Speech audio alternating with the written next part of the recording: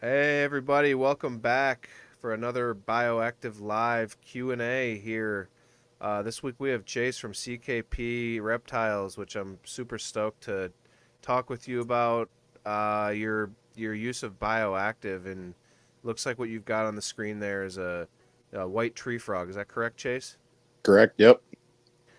Awesome. So yeah, we're gonna be talking about how he uses bioactive, what he breeds over there as far as high end reptiles. And if you don't follow him on Instagram, while you're watching the show here, if you're with us live, check him out at CKP underscore reptiles. He's got some pretty awesome geckos uh, and a bunch of other animals. I'll let you introduce yourself, Chase. Yeah.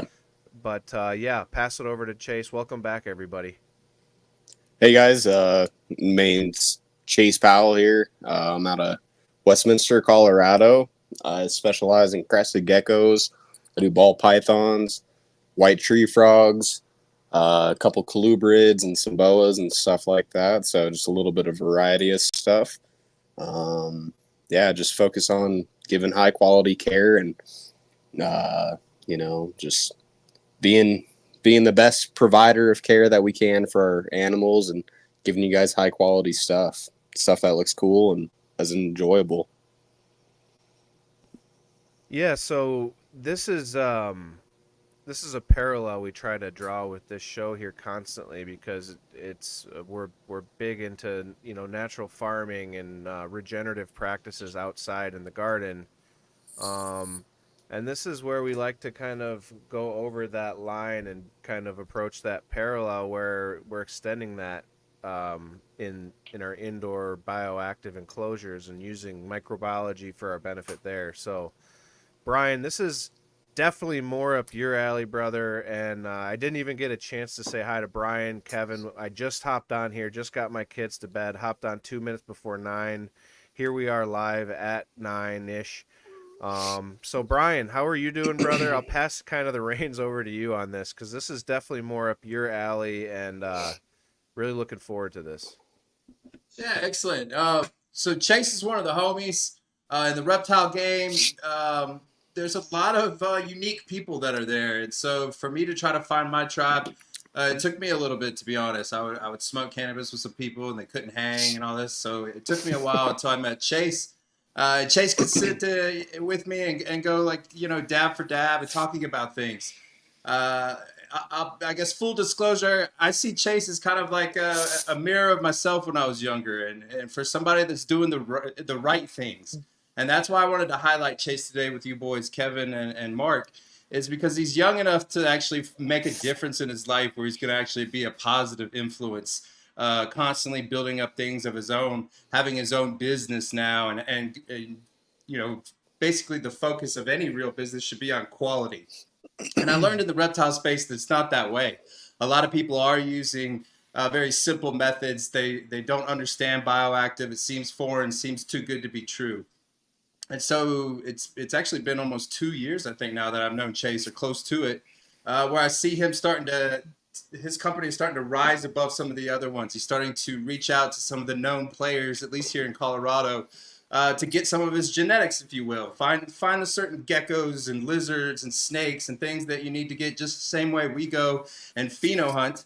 A lot of that is in the same aspects with reptiles, and Kevin and I even spoke about that briefly like a couple weeks ago. How this could be like a new pheno hunt type style for a variety of different ways that we're doing this. And the other thing that I like about Chase is that he is understanding about what it really is going to take to be an entrepreneur. And I just respect the guy, and I'm proud to have him on the show. Appreciate that. Yeah, Appreciate so that big time. Chase, do you mind kind of letting people know what's going to distinguish you? I mean, I know we could talk about quality all day, but to be honest, man, not everybody's going to know about all of the animals that you're talking about, including For me, and sure. I've been hanging out with you. So if we want to No talk, worries. yeah, we want to talk more like soil stuff today, bioactive. Where do you think the industry is headed? I'm a big cheerleader for this. I think I have Kevin and Mark convinced that there's going to be a wave here, and how big that wave is kind of up to us in a way.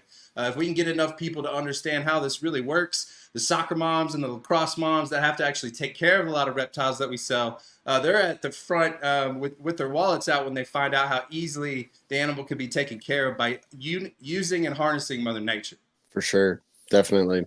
Yeah. So, yeah, I mean, it's a big wave that's coming for the bioactive, especially in the reptile industry. Um, on my side of things, my geckos come from an island called New Caledonia, which is kind of off the coast of like Australia, Fiji, New Zealand, kind of out in that area. It's like a couple different islands that make up New Caledonia, and a couple different species of geckos come from it. You guys have probably seen like the big giant geckos, Leachianus geckos. Those all come from the same islands, but they're going to be a tropical species. So being able to keep them in a bioactive setup is ideal, just because you allow them to have that natural fluctuation of humidity, which is going to be ideal for them because they're going to be probably in the range of 60 to 90% humidity, even reaching up into the 100%, once you have it like fully really wet at that stage. But those things are self-cleaning. So, there's a couple bioactives that I've had running for probably about 3.5 years where, I've only had to replace the isopods in there just because of the nature of them being eaten in a natural prey source for the geckos or the frogs or whatever I have them in. And my springtails do amazing. I keep the pink springtails in there just because they're a little bit more hardier on that tropical, like wetter side of things. And man, those things bloom in there. I've never had to replace any springtails, like crop them or anything like that. They just, they replenish themselves. They eat all the poop. All I have to do is just go in and clean the side glasses of enclosures, and that's really it, to keep things sterile. Because if you're introducing, like chemicals into there, you're just gonna, cause an unbalance in that ecosystem that you've just created, which is terrible. So, all your hard work that you just produced, it's just gonna go down the drain. So, but we just did a recent show out here. It was the first one in Castle Rock. It was called the All American Plant and Reptile Expo. Me and Brian are actually going to be doing a conjoined booth here at the next one in September. But that's a big show. We had a crazy good turnout. I think the first day, I think we had like 5,500 people of foot traffic or some sort of that. The second day was, I think, even more. So, it was a really good show, and you're just seeing like two different environments kind of coming, or two different cultures coming together, in that essence, where it's the first one kind of its nature. Usually we just have the plant shows or the reptile shows, but we've never had one together. So being able to have, people that are selling plants that are okay for your reptiles to go into, and then we're selling the animals that they're going to be putting into those enclosures with those plants. It just was a good aspect to pick some of those guys' brains and be introduced into a new like hobby. And that's where Brian's talking about the wave that's coming, and that's where everybody wants to, because nobody wants to have these things in just like a little bin or anything, especially for the soccer mom that you just talked about, Brian. They're going to be buying an enclosure for their kids, so they want to go the bioactive route. So they want to put a really cool like philodendron plant in there, like a white princess or a pink princess in there with a couple pothos, maybe a small monstera of some species, and they want to have a really cool enclosure. But so that new wave is coming in where people don't want to have all this janky box looking enclosures in their house anymore. So if they're going to do it, they're going to do it right. And, it's just a new wave that's coming out. So that's what you're seeing big time. And it's hitting the scale. Well, if you think about the conditions that, especially those geckos, you said 60 to 90% humidity. And literally all you have to do is like wipe the outside, so that like I'm sure that just like the breakdown and biofilm and whatever, just so you can actually see what's in there. They poop on the because they have little sticky pads, and they have claws, so they will scale the side glasses. So they poop on the side of the glasses. That's like the only thing that you're cleaning up is just like the poop that like runs along the side. So and you that think water about buildup. it's crazy because you think about that environment and it just seems like a breeding ground for bad shit. You know what I mean? Like that's the danger zone for food. That's just like it's just like that much humidity in a closed space without a ton of air exchange could be bad. And like you said, spraying things down and kind of pasteurizing the microbiology, the stuff that you can't see, can really be detrimental. And we've talked about that in horticulture too, like especially trying to like outdoors, especially where you have this natural wave of things going on, which you've replicated inside in a vivarium. If you interrupt that wave, all of a sudden you've got some pretty messed up turbulence and it's not a flow anymore. So total parallel right there, and it's awesome that you guys are kind of bridging the gap, bringing in the plant people with the animal folk, because it does seem like there is, like the shows that I've been to, it's a little bit of a deviation. Bioactive is definitely not like a huge section of the reptile show around here anyways, so it's good to hear that stuff. For sure.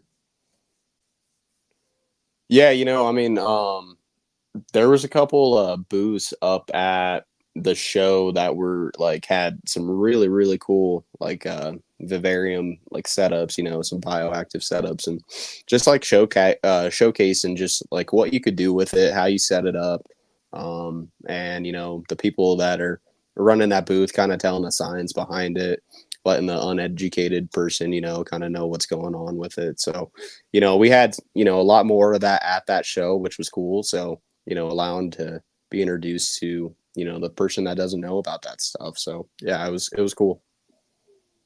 The area that he's mentioning, because I know most of you probably don't know, Castle Rock is right for people with extra income.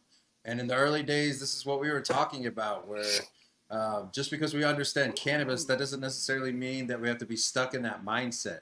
This might be for some of our people that are a little bit older that do have a skill set. I think the reptile space is right wherever you're living to bring into some kind of bioactive setup, start teaching those aspects. Because when it comes to snakes, and I'm afraid of snakes, so I would let Chase talk on this.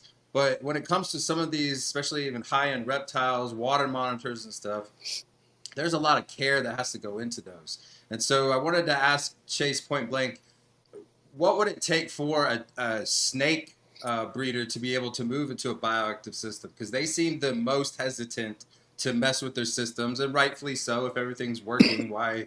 Same thing with the cannabis garden. You're never going to get the head grower to agree to anything if everything's going well. Yeah. Yeah, I mean, you don't see that big wave of it. I mean, personally, I don't keep my snakes on the bioactive setup. I will eventually. I just got to kind of like find exactly the way that I want to do it, just because of the way, like the snakes that I keep, they're ball pythons mainly, so they're going to be coming from Africa, and the main place where those ball pythons live are in a termite mound. So, they will crawl into a termite mound. Excuse me. And they'll just curl up into a little ball and kind of just stay in that dark place. So, I got to replicate that somehow. So, it's probably going to be more of a dirt layer. So probably use your soil there, Brian, and then do a little mixture of Repti chip. I don't know if you guys are familiar with that product or not. It's just a block of like reptile, like cocoa chip that you add water. Yeah, pretty much. So keeping the humidity up, especially out here in Colorado. I mean, our humidity is 0 to none. We live in a pretty much dry desert state, so trying to replicate humidity out here is very tough. I have to use like a commercial unit in my room just to have my humidity levels stay at a constant level that are high. So, I think being able to have that and go that route with the snakes is going to be really easy, honestly, not that tough. It's just going to be, I mean, Brian, what isopod, would be more of a be able to handle 90 degrees, and be kind of in that environment where it's, you know, would replicate a termite mound in Africa. You know, we would just have to figure out something like that and then go that route, but it'd be very easy. Sandstone isopod seems to have worked the most for snakes. But when people Okay. ask me more information about it, um, you know, I'm afraid of it, man. That's probably like the one thing I am afraid of. Well, and like the nice thing about like if the person that does want to, you know, consider going the bioactive route for their snake, the cool thing about it is you don't have to worry about that being a species that's going to eat your isopod. So you don't have to worry about replenishing it. So if you do have all your stuff dialed in and, you know, you're not having a kill off of your isopods in your enclosure, they should just be replicate or reproducing themselves, you know, like at a constant rate. So you should never have to even resupply that. So once you buy your first initial supply of them, I mean, I wouldn't see why you would ever have to buy another batch as long as everything goes right, you know? So that would be a great benefit for having a bioactive route for the snakes. They're Can not you going to get just eaten. use Can you just use springtails and maybe just a few isopods? Because I would Yeah, imagine springtails would be doing more of the heavy and lifting. that's what I would think too, because you got to think that, you know, some of the snakes that I'm keeping, they're a bigger species, you know, the 5 to 8 foot route, or, you know, 5 to 8 feet from like my boa to my ball pythons. And with that, you know, I'm feeding them a medium rat. So, you know, those poops ain't coming out small. Those are some big poops. So And you an would air, have to have a lot to get that's that good. breakdown. I would imagine that would be a challenge in an arid setup, because the those your traditional like white and tropical pinks or whatever species those intermix are, because I'm sure in your pink in your tanks back there's got to be just standard white Fulsomia Canada in there as well, Yep, just intermixed. 100%. So those species are not going to do well in a. It's not the heat. Well, yeah, the heat does not do well for them, because once you get above about 82 to 85 degrees, those species specifically won't do well. But then when you take away any moisture, now you've got real issues. They're not going to do well. They're not going to be able to reproduce at all. So you'd have to have a species like a pearlescent springtail.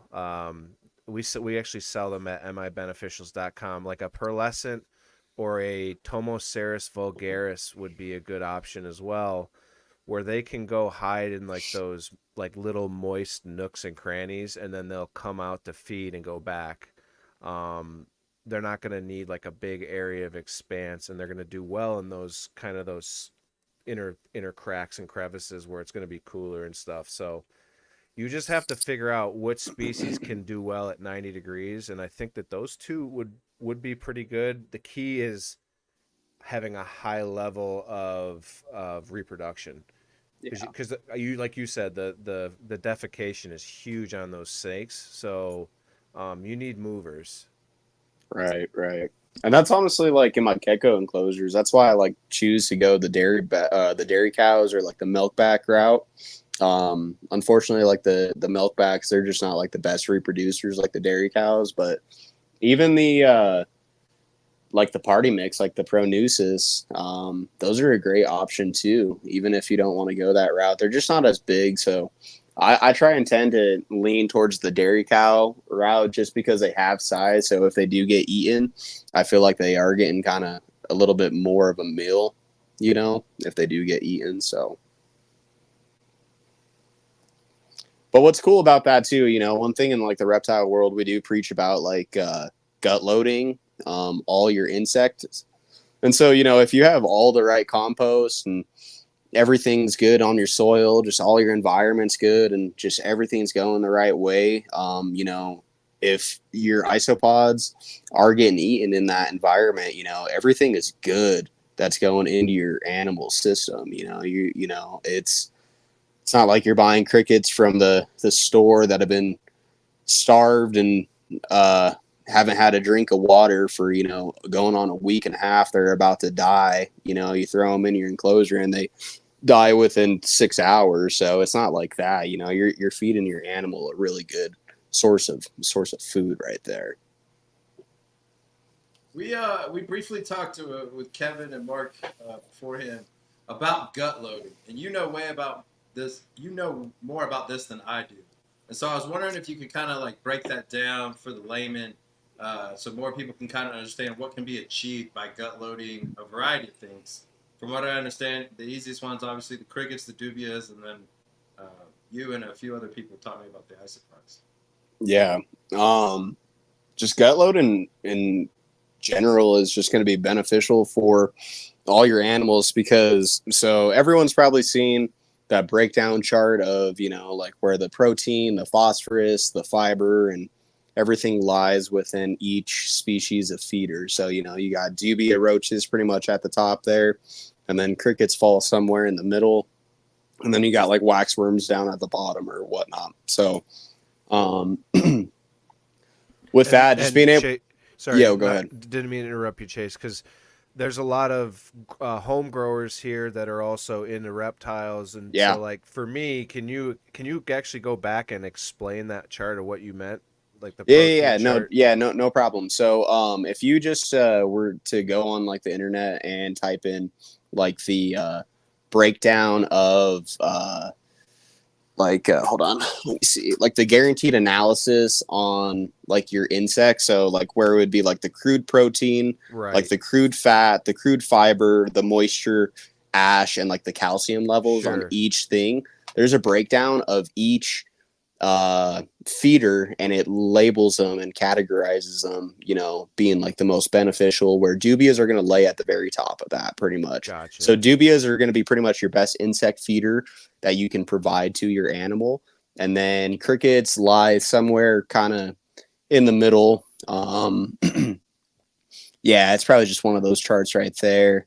Um, you can kind of see right there where I said like waxworms are going to be down there at the very bottom. So, waxworms and a lot of people, especially like the bearded dragons, I know bearded dragons are a huge thing. So a lot of people get stuck feeding their bearded dragons like super worms, where you can see super worms aren't going to be that beneficial for your bearded dragon.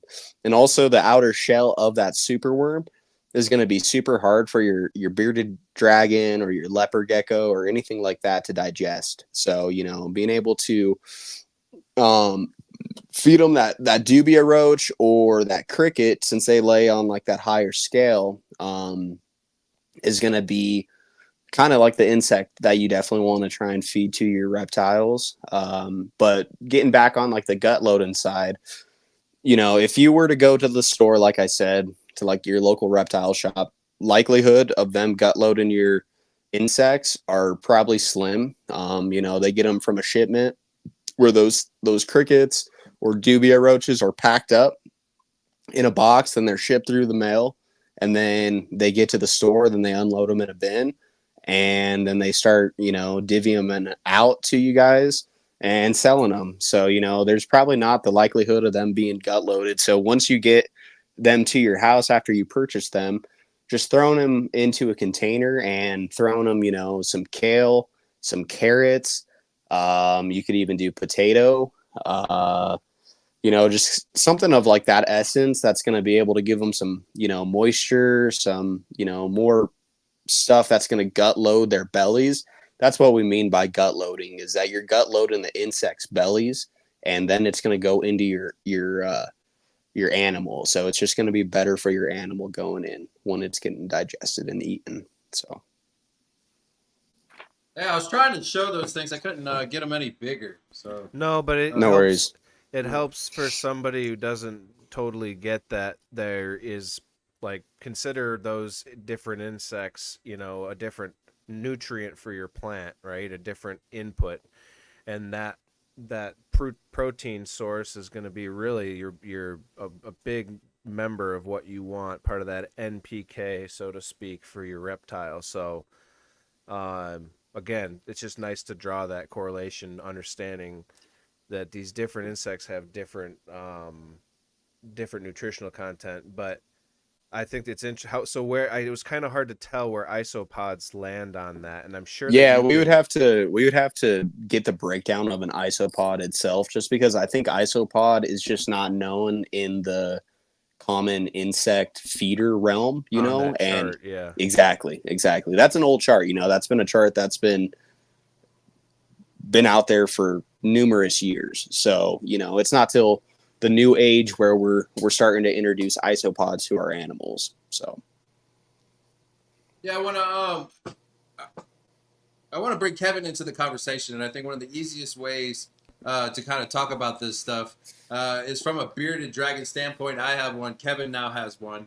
So I wanted Kevin to kind of talk him through his setup with you, seeing that you're definitely more of an expert than anybody else on the panel. And then hopefully more people can kind of understand where we are headed with this, especially when it comes to simple things like a bearded dragon or a gecko. Yeah, so my setup is simply, it's called IMO3 or IMO4 in the KNF world.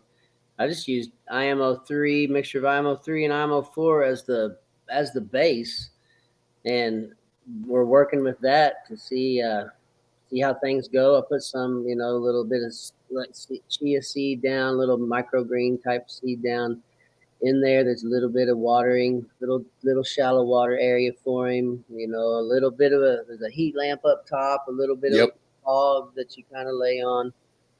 But that's what it is right now. I've never this bearded dragon was given to us free from a friend who didn't want it anymore or something like that. That's how we arrived. So I have zero knowledge on this. Just learning and watching and listening. Yeah, no, and I saw your video of your setup, and I think I actually commented about the I even remember about the fruits, trying to lay off the fruits a little bit more and just feed more a little bit of the veg. Okay. Yeah. No, you know, the only thing that I would say, because I didn't hear you mention the UVB, you're going to definitely want to throw a UVB 10.0 bulb on him. UVB is just going to replicate the sun. So with him, he's going to definitely need that just to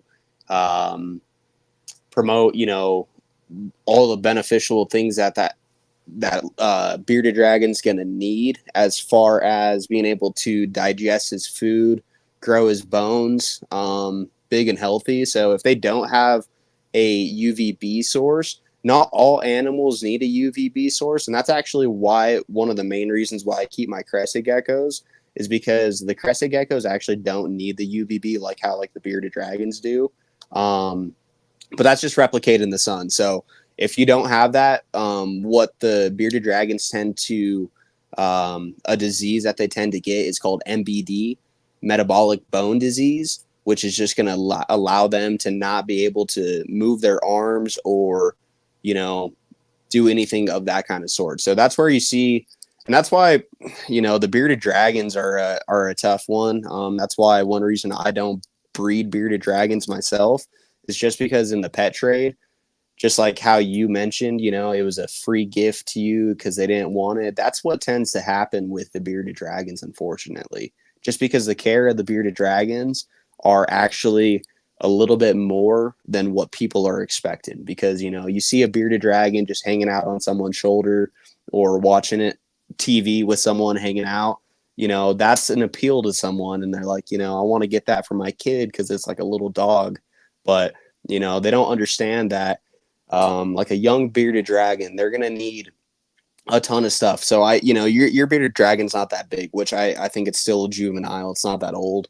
So like for a juvenile bearded dragon, the UVB is going to be essential for it just because it's still growing, you know, building its bones, growing and doing all that kind of stuff. Even as an adult, you still want to keep your UVB on it 100%.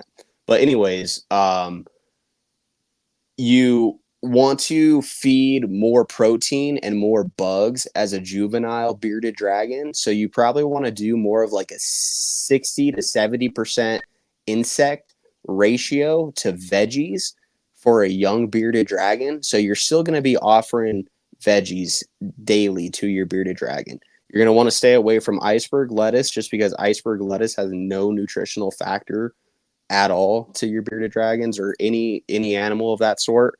You're going to want to stick with like kale, collard greens, mustard greens. You can do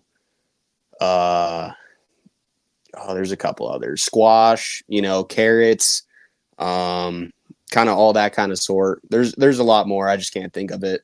Another thing that you can add into your enclosure too that's safe for bearded dragons is dandelions. They love dandelions. So if that's something that you want to plant in your bioactive instead of or with the chia, 100% do it. I don't know if chia is okay for bearded dragons. You might want to research that one. That's just something that I don't have knowledge on.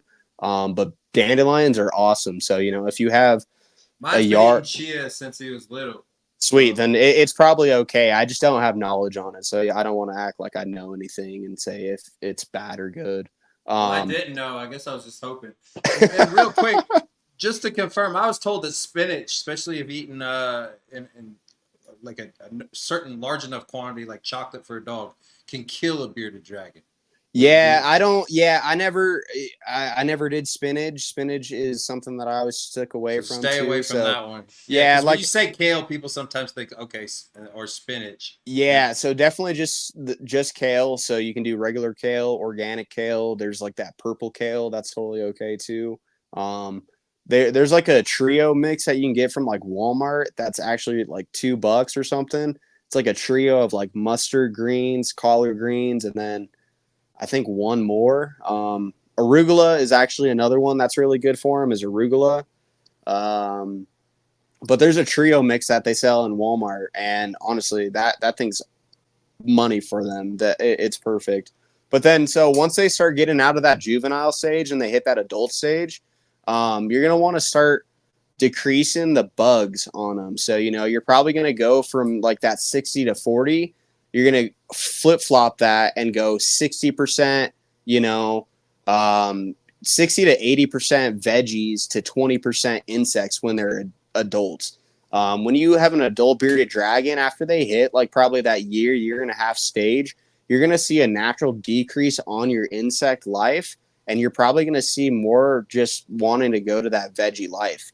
And once they hit that adult stage, they really don't need to have all that protein coming into them because they're not growing as much as they should, or not as much because they're at their full stage. But yeah, so you just want to flip flop that once they hit like a year and a half. But UVB and feed them dubia roaches. I mean, dubia roach colony is cheap. You can go on dubia.com and get like 1,000 count for $120. You start your dubia roach colony, let it go for 2-3 months, and I mean, it's self-explanatory. There's a food source right there, or if you have it in the bioactive route and you want to just feed solely isopod, you set them up in that dairy cow and you go that route, and you still offer probably the dubia route, the dubia roaches, in my opinion, just having that. And also I think that will allow not a decrease in your isopods in your enclosures too. So once that bearded dragon does take a poop, because I mean, you guys probably know, having bearded dragons, once they poop, it's smelly, it's bad. So you probably want to keep your cleanup crew in there as much as possible, in my opinion. That's why the cover crop seems to be so effective as well, because the plants seem to, so eventually, and you could even grow some I had some grasses in there. I forget the other one, but he tears up everything. So I was going to tell Kevin that too. It's the grasses are basically the only thing that seem to last. He does like to eat that and pick at the chia seeds and the Dutch white clover. One thing I like to do with my bearded dragons, I don't keep bearded dragons anymore, but I've had them for numerous years, but do a weekly soak on them, just because they are a desert species and you're not going to necessarily see them drink from their bowl all the time. It's actually going to be pretty rare that you do see your bearded dragon drinking from its water dish. So what I would like to do is just, give my bearded dragon a weekly soak, and that's going to allow it to, one, have a urate if that's what it needs to do. Most of the time when you do put it in the bath, it is going to go poop. So if you do want to cut down on that smell and, all that stuff, it's more than likely going to go poop in the water. But then, two, it's going to allow your bearded dragon to get hydrated. So, even just soaking in there it's going to get in its pores and all that. It's going to keep it hydrated. So, and that once it's soaking, you're going to tend to see it drink water as well. So, Yeah, I walked in one time. He was laying in it, just totally soaking. You know, his head sticking out, tail yeah. out. He was just hanging out there for an hour. I don't know how long. Long time. So let's talk about crested geckos because I know that that's Cool. kind of what you've delved into now. Yeah. So I guess, what's the similarity? What's the difference between I guess just kind of segueing from, bearded dragons and the geckos. Um, let's just hear kind of some of the similarities, difference. What do you like about them? Yeah. Here, let me get a crested gecko out just so I can kind of show it off a little bit and explain it a little bit more. I think, like I told you guys, there's something to this, man, and there's opportunity for people to understand soil systems. If y'all go check out his webpage, or sorry, his Instagram page too, man. He's got some beautiful snakes on there. I was checking them out with my daughter today. Beautiful colors. Yeah, And the geckos are good incredible as genetics. well. Yeah, so a crested gecko is going to be more of an arboreal species. And like I said, they come from an island called New Caledonia, which is coming off the coast of like New Zealand, Australia, and like Fiji up in that area. So very tropical. The cool thing about these guys, so my appeal to them, especially more than say like the bearded dragon, is one, they're going to be more of kind of like a manageable size. Once you get an adult bearded dragon, they do tend to like kind of start hitting that like 16 to like 20-inch mark. So, from head to tip of tail, they start to tend to be a little bit bigger. So you do need a big enclosure for those guys. I know in the hobby, the standard like size of enclosure for an adult bearded dragon is like a 4x2x2. So with that being said, just being able to have like more of a smaller enclosure, these guys are going to be an arboreal species, like I said. So they're going to be more in a taller enclosure rather than a longer enclosure. The ideal setup on these guys is going to be about an 18 by 18 by 24. So 18 by 18 by 24 inch tall. And so these guys, they don't need any heat source. So that's what is great for them, being in the bioactive route, is that, like we were explaining with the isopods and the springtails, once you start increasing that temperature over like that 80 to 84 degrees range, you start seeing that die off and kill of your isopods and springtails. So with these guys, any range from like 70 to 76 degrees is going to be perfect. So that's pretty much the common temperature that people keep their houses at. So you don't need a heat source on these guys. And then, like I said, you don't need UVB on these guys. They will benefit from it. So, and then in my bioactive routes, I do run the UVB just because I do have plants going in there. So, I have a T5 kind of grow light UVB in there. It's just like a hood style, and that's the only light source that I put in there. So they are going to benefit from UVB. These guys back here are going to be my juveniles, and just from the nature of juveniles and them growing and me switching them from different size enclosures and stuff like that, I don't keep my juveniles in bioactive routes. I only keep my adults in there. So with that, yeah, and as far as feeding these guys go, you don't have to do a, veggies or anything kind of like that. So over the years, scientists have formulated, a diet called like Crested Gecko diet, which is just going to be pretty much a powder, which like almost is like a protein powder to us in the human world. And so all you do is just add water to it, and then you mix it.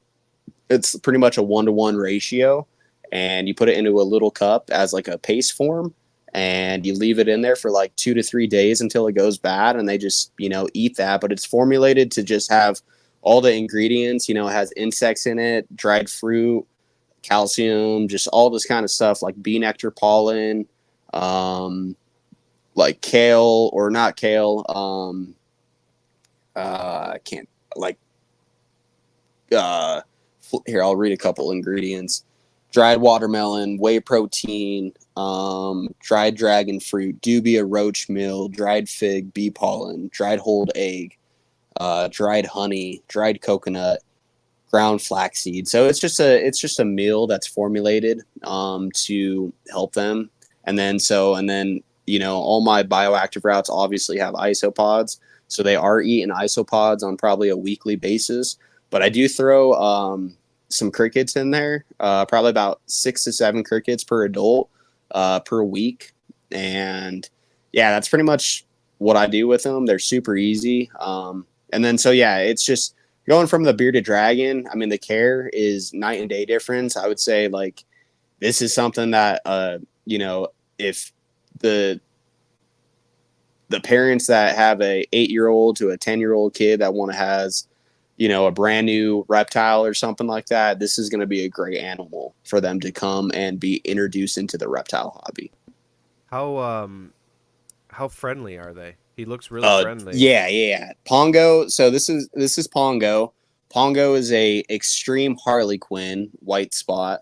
So Harlequin is just describing like kind of like the side dorsal pattern.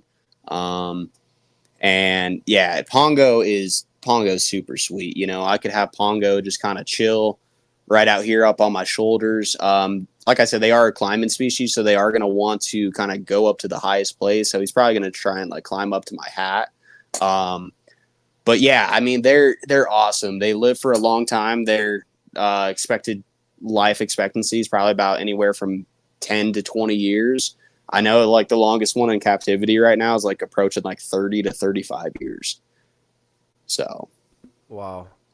So I know, I think before we even hopped on here, we were talking and you had mentioned that you just couldn't keep up with, the dairy cows. That was the tree frogs, right?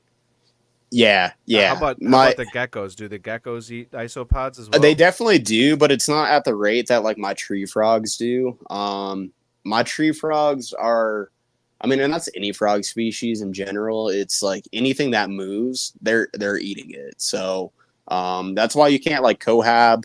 Like you got to be really careful. So if you do, so I have my frogs in a trio setup. So 2 males, so a female, and they eat anything. So if you were to like try and have, an adult tree frog and then introduce like a smaller tree frog into it, that small tree frog is going to get eaten more than likely. So how do they, have you ever, it's interesting because we talk about, it's funny, in horticulture, we talk about how to handle gray isopods, the shitty gray roly-polies that you find outside that have like limited natural pet enemies and none indoors. How effective do you think one of those tree frogs would be hanging out in a smaller cannabis grow, just hanging out and slamming gray isopods? yeah, I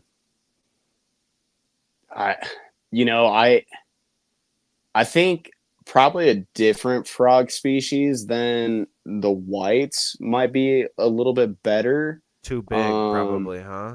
They're a little big, and so they do destroy plants. That would be my only worry. I mean, your stocks on your cannabis plants are going to be pretty hefty, so you don't really have to worry about that. But they are a climbing species that's just going to go and just climb up your plant pretty much. And so that would be shit all over your butt. Exactly, 100%. So like in my frogs enclosure, I've had to replant that enclosure probably a couple times now, probably like 3 or 4 times, just because of the way that they destroy it. And it was trial and error, just trying to figure out the plants that they will be good with. So I ended up with like a white princess and a couple pothos in there, and that's honestly been my best result. So I just leave it at that. I have like 3 pothos in there and a big old white princess, so it works out pretty good. That philodendron has pretty strong leaves. So but I would say like you could even roll, I mean, it depends. I would say like you could roll like one of the bigger dart species, in my opinion. Like I'm not too big into the dart, so I don't know exactly their scientific name. on them. But like there are some dart frogs that are, you know, in like that bigger range rather than those really small, colorful ones. And the cool thing about the dart frogs is, you know, everyone thinks that they're, you know, poisonous and stuff like that. But what makes them poisonous is the region that they come from, like in the rainforest. What they're eating on are those ants that are actually creating that poison. So that's how they get their name is poison dart frog, is from the insects that they're eating in the wild. So when they're in captivity and we're feeding them, you know, fruit flies and stuff like that, or crickets, they're not poisonous. You can handle them, do all that kind of stuff. Are you seeing with you know, the smaller species of frogs, are springtails like bigger springtails, are they a viable diet? Like, have you seen, 100%. because have you seen people that are running like a successful springtail culture that's really, really bustling, where it doesn't hurt them to take 1,000 springtails and just dump and just gorge the dart frog, so that you've seen that in Yeah, application? 100%. Yeah, that's definitely a common thing in the dart frogs. So like those smaller species that are feeding on like those really small fruit flies, there's definitely, I mean, if you have that scale of operation of springtails, I don't see why you couldn't, especially if it is one of the bigger springtail species. I don't see why you couldn't feed your dart frogs on solely that. Yeah. Yeah, because I remember having a couple conversations with people at Dart Frogs, and it seemed kind of like a hard nut to crack to convince them that they didn't have to buy wingless fruit flies. You know, that kind of the misconception was that like, oh, there's just not enough. There's no way. Like, I need hundreds of wingless fruit flies, and like, there's no these springtails are tiny. I need thousands of them, and I guess the mindset is that you're just like, it's the one and done, right? Like kind of with crickets, as opposed to isopods, where it's like, all right, I'm buying 25 crickets, and we're done here. Like once they're gone and dead or fed, they're that's it. And the kind of like the principle of the regenerative practice of this is learning to culture these things yourselves, learning to raise your own dairy cows. And obviously for you, Chase, that's a little bit of a challenge because you raise frogs, so you have to pick and choose your lane, obviously. But if you do have the time and capacity, or if you're just a hobbyist person running, you know, tree frogs or dart frogs or smaller insectivores, or geckos even, and bearded dragons, because we've talked about that at length too, where you can gut load and probably supplement a lot of that necessity for dubia roaches and stuff with just isopods. So the concept we try to drive home is that regenerative aspect of it, and the money saving, and the purposeful kind of mission behind it of keeping your animal healthy, keeping your costs low, keeping your inputs kind of closed in your loop, you know. So I was just interested because that definitely is a misconception out there, that you just can't. And I think you can't feed there's not going to be enough springtails for the dart frogs, and that if you learn how to culture the springtails, if you learn how to it's kind of easier to culture springtails than wingless fruit flies, I'll tell you, and it's less creepy and all that stuff. Same with isopods versus dubia roaches. I think a lot of wives out there would be, they hear the word roach and they say, abso-fucking-lutely not. You already have the gecko. You've already got the garden Right. outside. You already got compost piles. We're not doing the roaches.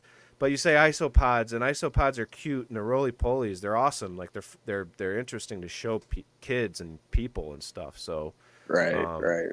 it's just a I don't know. It's just a rant on a purposeful mission, and I was just curious on you know, if you thought that was viable. So Yeah, and I mean, you got to think too. I mean, like when you're going to if you are buying like the, you know, fruit flies and you're going to get like a Hortii culture or something like that, I mean, what are you spending, like 10 to 15 bucks on the culture?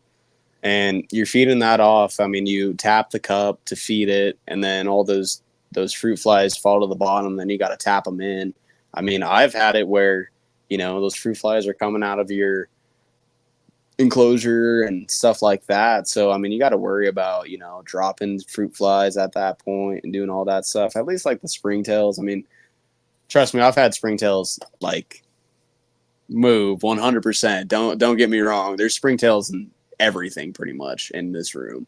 But I mean, at the end of the day, I know those springtails aren't going to be like a harm to anything. That's actually a good thing that's going to be in my enclosure. So I'd much rather have that over like fruit flies. So, but yeah, I mean, like I said, I've literally had one of these bioactives of those tree frogs going for probably 3.5 years, going on 4 now.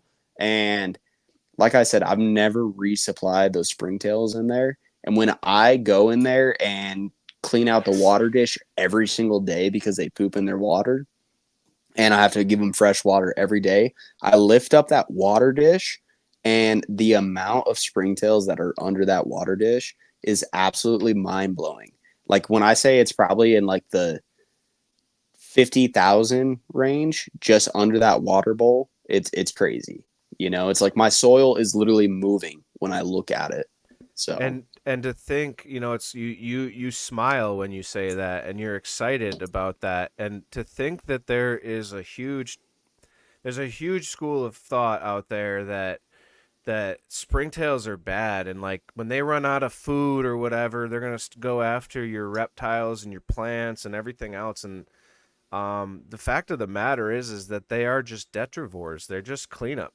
That's all they do. So they're not even going to kill each other. They just are so fragile, right? They get out of the enclosure, they get on your shirt or whatever. They're going to die within a few minutes. yep. So they're not something to be threatened by whatsoever. They're something to be embraced. Well, and like especially in my environment, you know, like I said, I'm in Colorado. Brian's in Colorado out here. And even the dubia roaches, if they're to get out, we don't live in an environment, you know, where they're going to be able to last more than a couple of days. They don't have the humidity for it. So, you know, But they gonna stink when they die. you don't And smell your them, wife's gonna be pissed when one's dead in the kitchen and it smells. or it's just crawling up against the wall and scaling it. Try telling her. I- Try telling her the dead roach on the kitchen floor. It wouldn't even make it out the door. It wasn't supposed to get out, you know. The That's amount not my pitch to the wives. dude, when Yeah, I ice spots can't get out. feed crickets on a weekly basis, and I feed like 350, and I, you know, throughout the week, I like probably have like 30 that get out. Oh my God. It's, yeah, I don't know. Not everybody that buys the reptile is a reptile person. That's what I learned. So Yeah. if you can make it easier for them because they're just appeasing their child, man, do they love listening and doing the right thing, especially for the animal. Because from what I understand, the geckos, especially from some of the people you've been getting them from, I've seen them $1,500, $2,000. There's the homie limited edition. He has some very like bright colored ones as well here in Colorado. So what distinguishes that kind of stuff? I know it's cannabis growers understand the genetics aspects to it, but it seems like the bright colors matter in the bearded dragon game and in the gecko game. Yep. Yeah, I mean, and at the end of the day, I mean, it's still genetics at the end of the day with us. And that's one thing that I'm keen on like my projects is focusing on the genetics. So in the Crested Gecko world, you know, we just started importing Crested Geckos from New Caledonia in like 1994 or like 1996 or something like that. And we did that first initial import because, so a little backstory on Crested Geckos, they were thought to be extinct up until 1994. There was a research group out at New Caledonia, the islands that they come from. They were in their research tent at nighttime because these things are a nocturnal species. So they have a light going on in their tent. They're chit-chatting that night or whatnot. And they have a crested gecko fall through the roof of their tent. And that's how the species actually gets rediscovered. And then, so during that research, they started doing all this research on these islands and going to these different islands and discovering all these new species. And that we actually have a lot more of a population of these geckos that were to be expected. And so we did initial import in the early 2000s or like late 1900s, early 2000s. And after that, we only did that first initial import. So the genetics that we are coming or that we have in the United States and Korea all came from that initial import. So it wasn't, it's been a, 25 to 30 year process of working these geckos to get the desired morphs and genes and genetics that we want to work with and want to sell that are pleasing, so like if you were to go to the island where these guys come from, they're going to be pretty much like an olive kind of brown looking color, like this gecko is never going to exist on that island out there. This is a line bred animal that's been created over generation over generation over generation, but it was all implemented from the original genetics that came from that first import. Importing has since been shut down since that first initial one, so we've never had another import. So kind of recreating and discovering genes is actually a little bit more tough in the crested gecko realm rather than say some of these other species, just because we don't have importation from the wild anymore. So say the ball pythons has so many different genetics and so many different combos of genes at play just because of the importation coming from Africa. So, over the last couple of years or last couple of decades for the ball pythons, all those imports have led to new genes. Since we haven't been doing those imports on the crested geckos, finding those new genes has been from, buying new genetics from say who and putting it into your genetics and creating something new. So for me, I work more of the genetic side rather than trying to work just color. That's been a common thing in the crested gecko realm for the last couple 10 to 15 years, is creating really high white animals. That's a flood of the market though. There's too many of those colorful animals and stuff like that. So for me, I'm trying to focus on more of those recessive genes and, genes where you're going to need two copies. So you're going to need it on the father side and the mother side when you're talking about a recessive. So a co-dominant is going to be able to pass on from one generation. So if your father has like a co-dominant gene a gene called lily white is a co-dominant gene. Say the male has that and then the female doesn't, your offspring can still have that coming through in a recessive gene. Like I said, you need two copies of it. So you could have a animal that's not a visual recessive, but it's carrying that gene. So what we call that is a het. So a couple recessive genes in the crested gecko world are exanthic, which is eliminating like the yellow pigment. So what you're going to get is like an all black gecko. So with that, you can have het exanthics. So what that means is that animal is going to be having that gene hidden within its, within itself. And you need another copy of that on the other spectrum, the other side of it, like the male, to produce that gecko, to have a visual of it. So, I mean, that probably plays very well.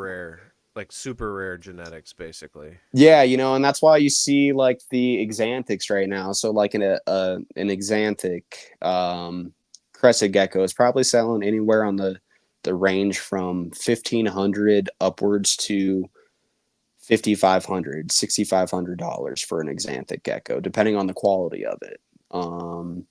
There's a couple genes called like the super stripe, phantom, and stuff like that, which are a little bit more on like the lower end. The super stripe's not that well known. It's more of a newer gene, and that's actually been my focus for the last couple of years now on the crested gecko. So that's like pretty much what I mainly work is like the empty backs, the crested, the super stripes.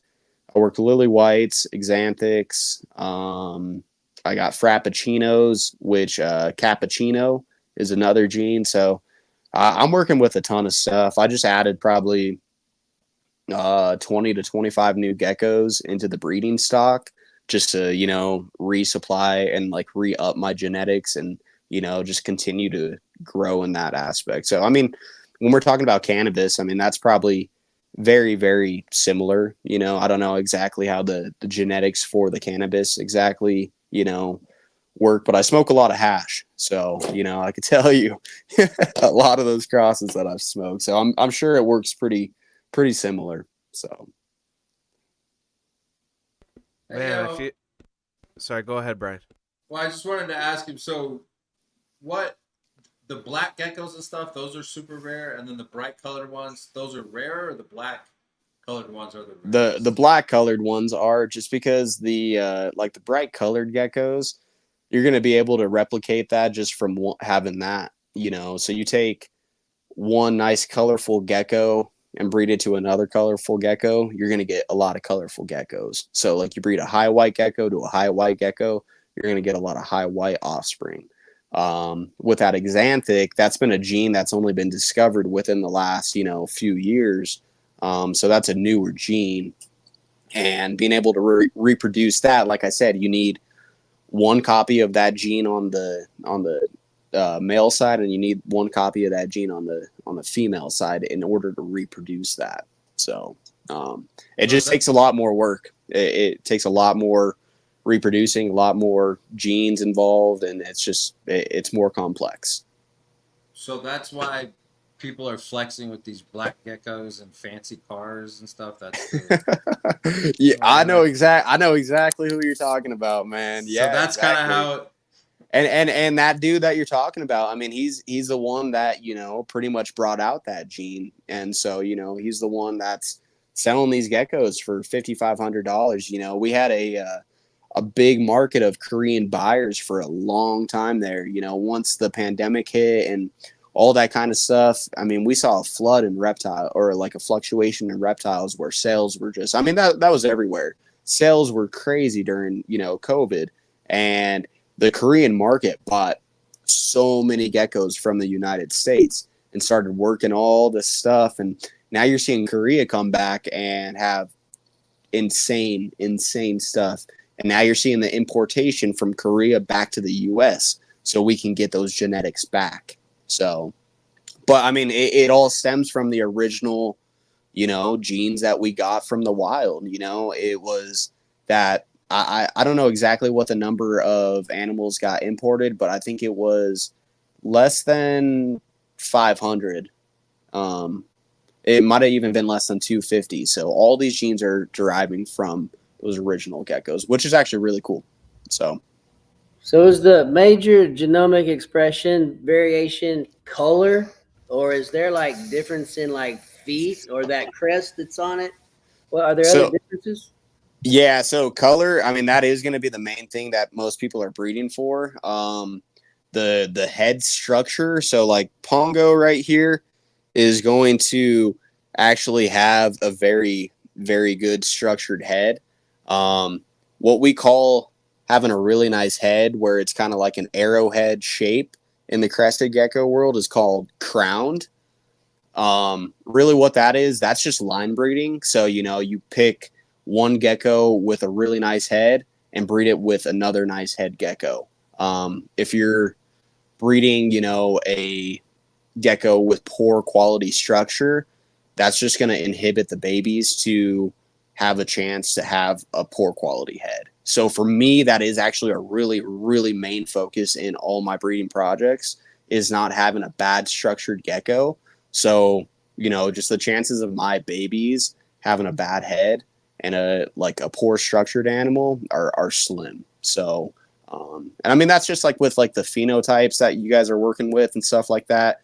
I mean, you guys are just trying to get the best genetics, you know, and it all comes down to the same thing. You know, you guys are trying to, you know, put the best with the best to find, you know, a new phenotype. And that's why you guys do all those test wash and test runs and do all that kind of stuff, you know, to find these pheno hunts.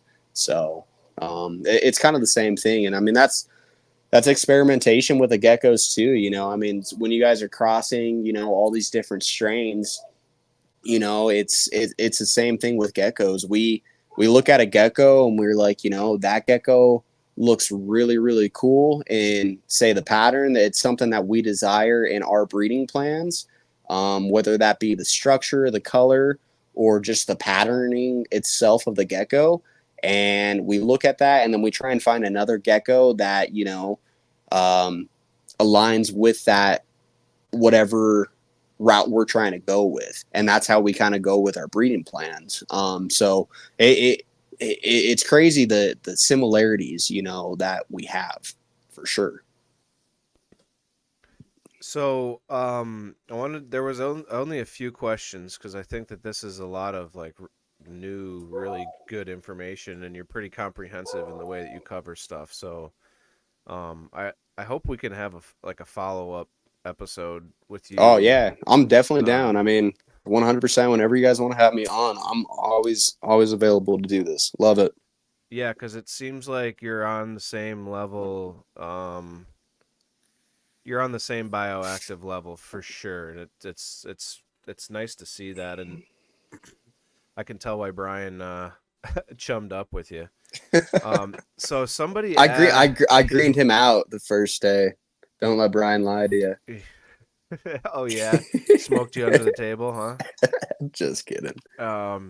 So somebody asked, is there a difference in nutritional needs for a girl versus a boy? And I guess that would be like a general question for geckos and beardies, because I'm not sure when this question was asked, what we were talking about, but um, do you feed different male, female, different species, different diets, same diet, I mean, the only like a time that pregnant? you, yeah, exactly. That would be the only time that you would vary the diet in, like say your bearded dragons or your crested geckos. Um, for the crested geckos, just because they do lay eggs, and even the bearded dragons, you want to make sure their calcium levels are going to be at a high level, just because they are going to have to shell those eggs. So if your calcium levels are low, you're going to have a really bad production of eggs. A lot of your eggs aren't going to come out, pearly white, like how an egg should come out.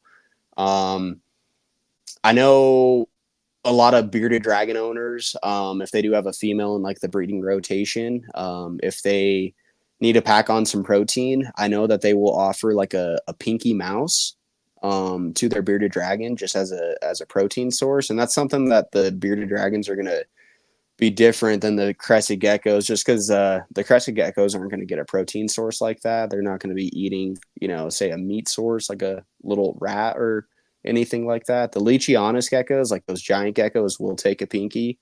But the crested geckos are not going to be in that realm. But yeah, that would be like the only time that I would vary the difference in feed. But other than that, it doesn't matter the sex of your animal. You're gonna continue to feed that exactly the same for sure.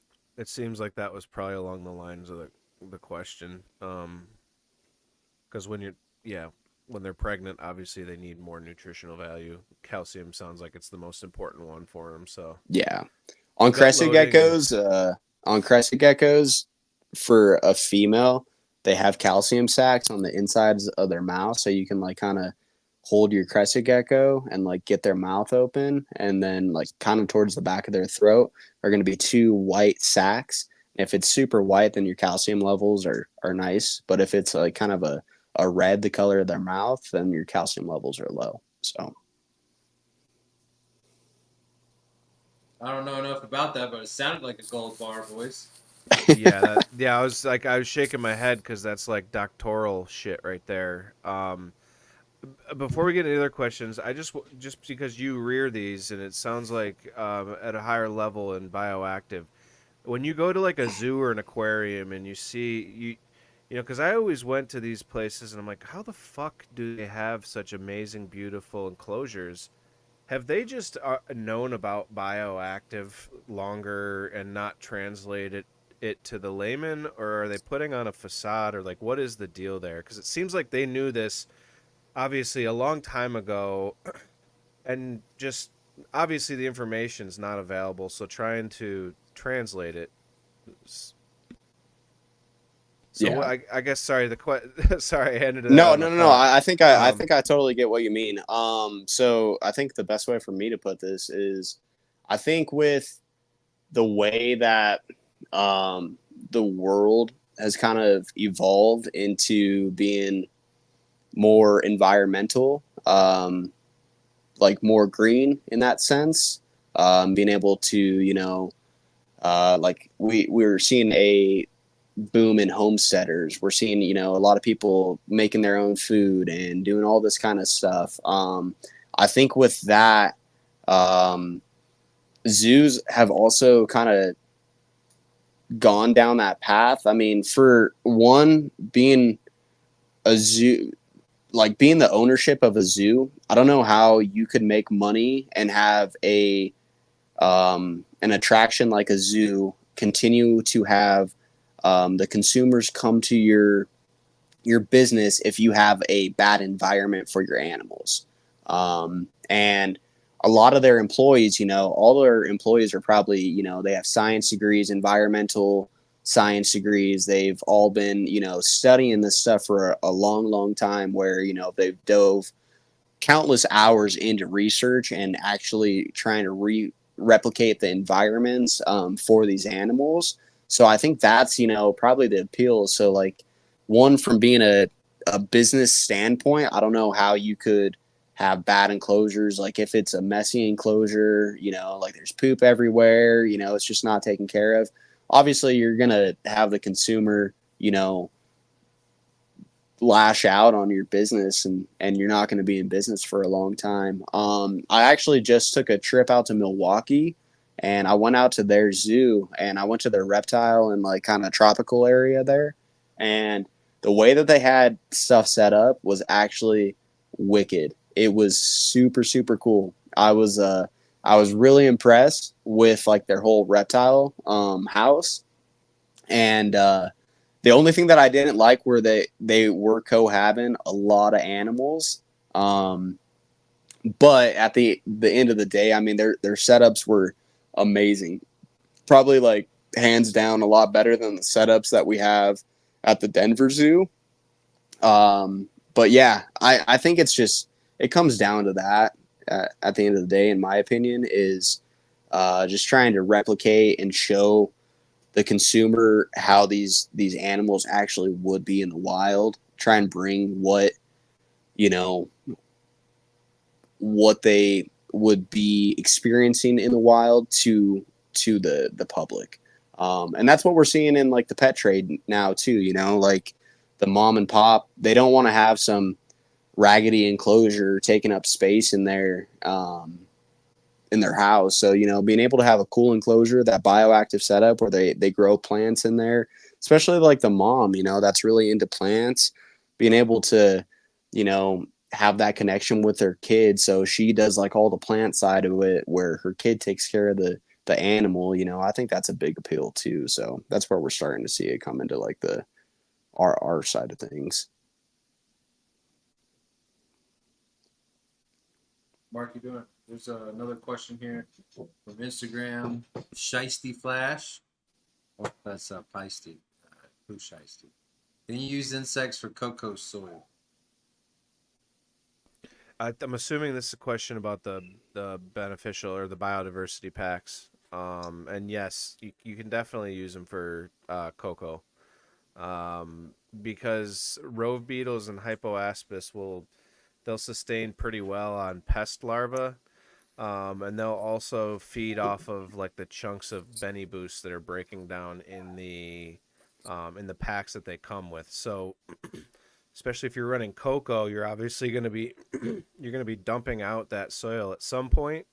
So it works out perfectly because even if you're not top dressing or anything like that, you still have that bell curve where the insects, when they get inoculated into those pots, they're going to grow in populations to fill the volume before they start ebbing off because of lack of food source. So it works out well in cocoa, and people use it a lot for thrip management as well, because that seems to be the one thing that can't be solved without sprays and expensive, beneficial insects as kind of a reactive measure as opposed to proactive. Because if you can stop them in the soil, you're going to stop them up top too. So yes, they work in cocoa for sure.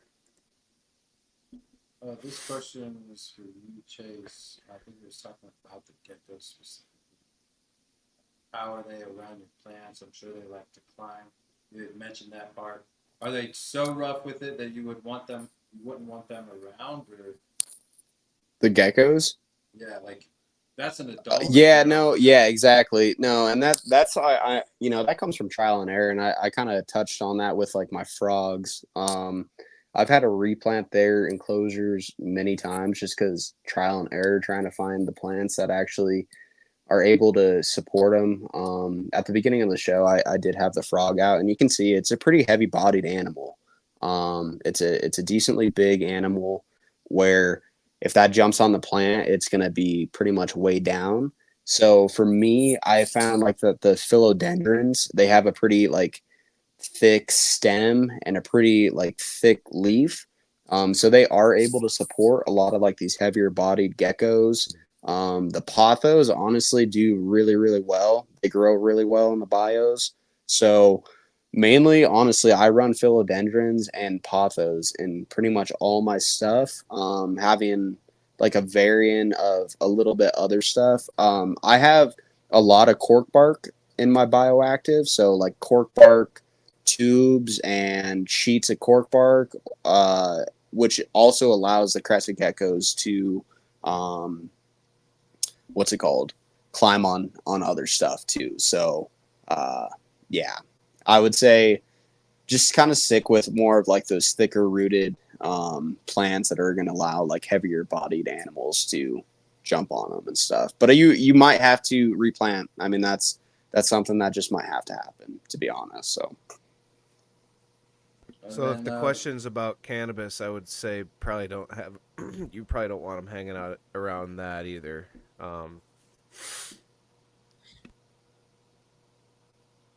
The last question here from Yellowstone Farms. I think you were talking about feeding your geckos the ladybugs.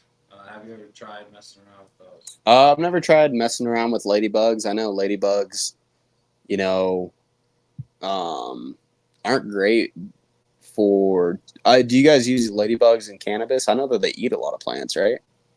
There's two fields of thought. It seems like it's the people that have used them, and the people that think about That's using well them. And I don't mean to be so contentious on that, but it is indoors, especially. It is. It's just kind of a waste of money. It's just a mess, and it doesn't really work because they just don't function the way that ladybugs are supposed to function. They're not able to come and go as needed, and it just doesn't work. They die. They try to escape, and then it's a mess. So, Yeah. so people, they do sell them for horticultural use, and I'm sure that they sell them a lot. But as far as seasoned people that have actually tried and failed with them and seen what they're all about, they're really not a viable option. See, I think I see another question here from Rusty Nails.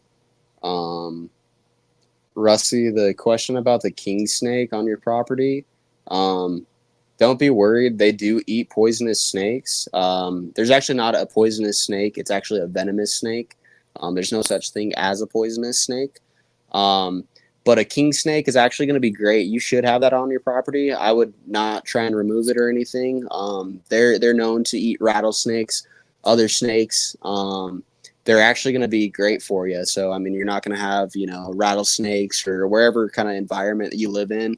They're going to be great for that. So like out in Florida, the king snakes, they eat all of like the cottonmouths and like the water moccasins and stuff like that. So yeah, just keep them around, man. That's going to be a great snake for you to have on your property. Yeah, water moccasins are no joke. And then I think there was one more, David Graff. I had a gecko have a hard time when eggs come. It's got calcium deficiency. Yeah, like I said on that, you can check if it is a female, you can check the egg or the calcium sacs in the mouth. If you just YouTube a video like how to check that, I think there's a couple out there that kind of show you how to do it. But honestly, just dust your crickets or whatever insect you're feeding them with, dust them with the calcium, And then if you are feeding a crested gecko, likelihood you're feeding that crested gecko diet. Just add a little bit of extra calcium into your diet. Experiment with your diet, guys. So if there's something that isn't really working, like your gecko's not liking your diet, I mix up a lot of different stuff. So I mix a couple different flavors of diet together. I always rotate. I add bee nectar pollen. I add organic honey to my stuff. I add fresh bananas. I add blueberries, mangoes. Not every single day I add that fruit and stuff, but I'm constantly changing that stuff up just so they are getting different calciums, different fibers, just getting a different source of nutrients. And just like us in how we eat, we don't want to eat the same thing every single day. Our animals don't want to eat the same thing every single day either. So. Well, this has been super informative. Really appreciate your time here, Chase. It's really cool to hear how Bioactive is really being used to elevate production on the, not necessarily just production, but just overall health. You're a genetics guy. You're a health guy, it sounds like, gathered from the conversation. So you're focusing more on that and your breeding as opposed to the flashy, maybe genetic traits. You're kind of more of like a structural guy. But it looks like you also, if you look up his Instagram, like we've said, at CKP_reptiles, he's got some amazing colors in there, so that definitely doesn't mean that he doesn't have some amazing exotics. So Chase, how do people? Do you have a website, or can people get a hold of you if they have questions? How do people Yeah, buy from website's you? coming. Website's coming. That's going to be launched probably towards the later part of the year. That will be something that's something that we have started on. We just haven't got it fully functioning and gotten like all the photos of the animals like ready to go on it. If you just DM me on Instagram, like we said, it was CKP_reptiles. I'm very responsive on my Instagram. That's going to be the main page that you find me on. I do a lot of the local shows out here in Colorado. So if you're ever at a reptile show, likelihood you're probably going to see me. Me and Brian work pretty close together on those reptile shows. So if you see Rubber Ducky, I'll probably be right next to him, right there at CKP Reptiles. So come and see us. We're going to be there at the September show. We're going to be doing a raffle, some sort of something. We got to still talk about it, but we're going to be bringing you guys something cool, something that you guys can win for a really low cost to you guys. Something that if you guys do want to pursue this, he's going to be given a bioactive setup with some isopods or something like that. I'm going to be given a crested gecko with an enclosure. So pretty much just like the whole setup for you guys. And yeah, so just DM me on Instagram if you want anything like that. My morph market, once all the babies start hatching this year, I'll be on Morph Market too. So you can find me on Morph Market at CKP not underscore reptiles, but just CKP Reptiles on Morph Market. So I sell on there as well. And you ship as well, Chase? Ship as well. Yes, sir. Awesome. It just depends. Yeah, it just depends. Since we're in Colorado, we do have a winter time, so it does get a little bit cold. So on some of these animals, like the crested geckos and stuff, we do have like a certain window where we can ship animals, but I definitely do ship. Awesome. Appreciate that, Chase. Kev, what's going on in your world, man? We talked a lot about reptiles this week. We normally hear a lot more from you. But what's going on? What's new? What can we find on the website? We got coming up in the fall, we have the October 19th class. It's going to be a workshop done out in Tahlequah, Oklahoma. It's me with GrowCast. Jordan, he's going to be putting a lot of it together, but I'll be doing all the teaching. So you want to remember that there'll be growcastpodcast.com. You'll be able to find some information on it there as Jordan puts more out. But it's going to be limited spaces. We're only going to take 30 people. So October 19th, remember that. And then okcalyxshop.com, you can get lots of different inputs, the IMO3s, IMO4s. I've got going to be putting up some horsetail fermented plant extract. It's gotten nice and cleared up and clean. It looks really good. I've got a few more bundles up. You got lots of different options of inputs, dry, wet. You got genetics that always come along with it.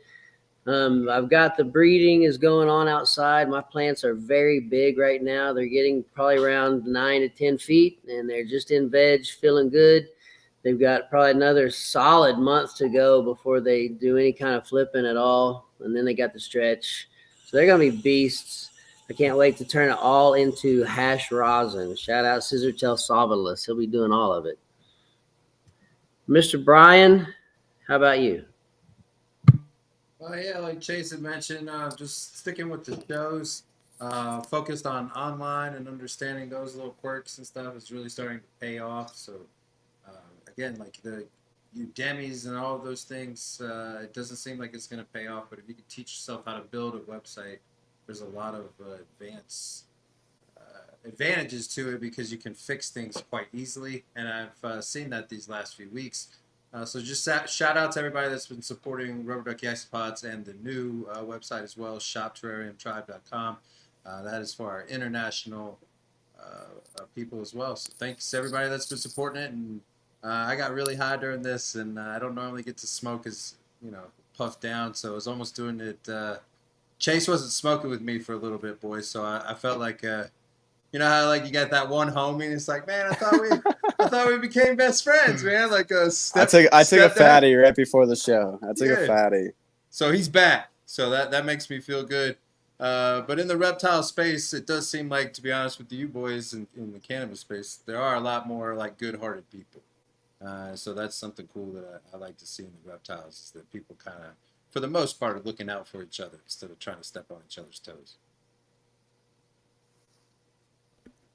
Yeah, I agree. It's a little more cutthroat on the other side of this. Can be, which is why it's nice to hang with a good group like you fellas.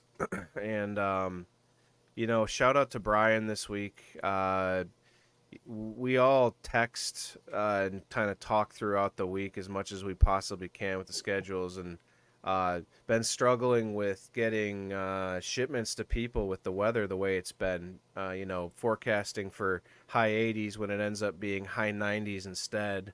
Random delays through transit, stuff like that. Just challenges to overcome, and being able to reach out to people that are dealing with the same struggles or have had the same struggles.